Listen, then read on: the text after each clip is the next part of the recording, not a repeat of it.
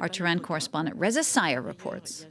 This is another indication that tensions are escalating between Tehran and Europe, as now a number of French citizens are seemingly entangled in what has been a messy crisis here in Iran, where we've had more than 3 weeks of anti-government protests and, of course, the violent government crackdown. French Foreign Minister Catherine Colonna condemning Iran for detaining 5 French citizens, according to her.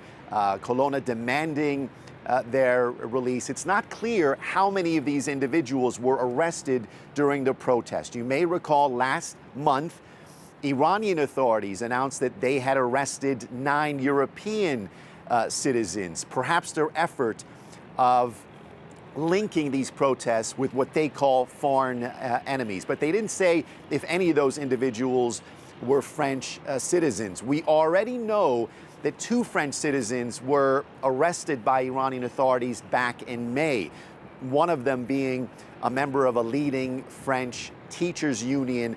Earlier this month, those 2 individuals appeared on state media in what was described by Iranian authorities as a confession.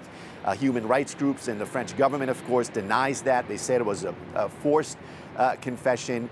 But again, it's unclear how many of the remaining French citizens were arrested during these protests. French Foreign Minister Colonna saying she plans to contact her counterpart here in Iran and demand their release. She also said that the European Union had agreed on the technical aspects of a sanctions package targeting the people behind the repression.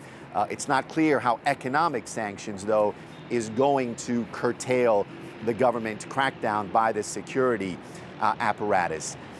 Several months ago, you recall, there were some signs that tensions might be easing between Europe and Tehran, with indications that there may be a chance to revive the nuclear deal. But with those talks stalled, with these anti-government protests and the government crackdown, and now the alleged arrests of these French citizens, all of these indicate that the relations are strained once again. Reza Sayah there reporting from Tehran.